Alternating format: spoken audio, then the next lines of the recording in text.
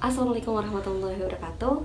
Hi, my name is Nadina of Amalya, and today I will explain the mimetic approach on a poetry by Neruda. But first, I will briefly explain what is the mimetic approach means.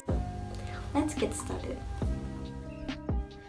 In his theory of mimesis, Plato says that all art is mimetic by nature. Art is an imitation of life. He believed that idea is the ultimate reality. Art imitates idea, and so it is imitation of reality.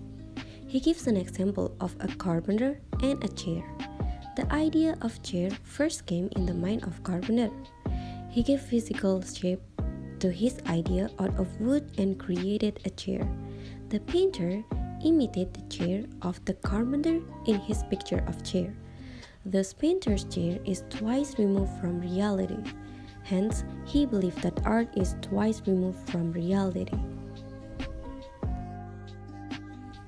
He gives first importance to philosophy, as philosophy deals with the ideas, whereas poetry deals with illusion, things which are twice removed from reality.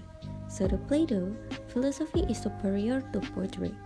Plato rejects poetry as it is mimetic in nature on the moral and philosophical grounds. On the contrary, Aristotle advocates poetry as it is mimetic in nature.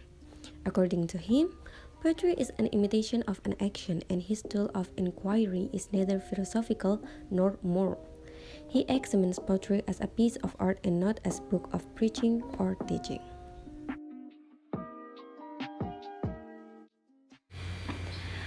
How you rise up from yesteryear, arriving, dazzled, pale student, as whose voice the dilated and fixed months still beg for consolation.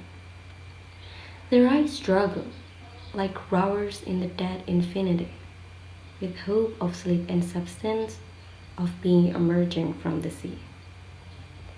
From the distance where the smell of earth is different, and the twilight comes weeping, in the shape of dark poppies. At the height of motionless days, the insensible diurnal was falling asleep in your ray of light, as if fixed upon a sword. Meanwhile, there grows in the shadow of the long passage through oblivion, the flower of solitude, moist, extensive, like the earth in a long winter. Here, Neruda managed to capture the winter as something from which something is slightly moving among all of this fixedness.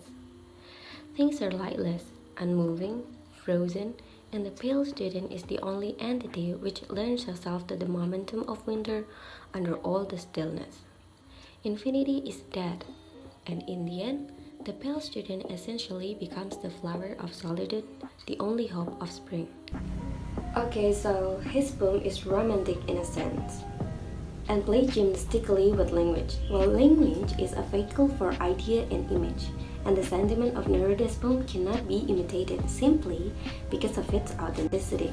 So I think that's all that I can explain and analyze about the mimetic approach on Neruda's poetry. Well, I'm not Neruda by any means, and I would never claim to be. So I do apologize if there are any mistakes that I made in this video. And thanks for watching. Assalamualaikum warahmatullahi wabarakatuh.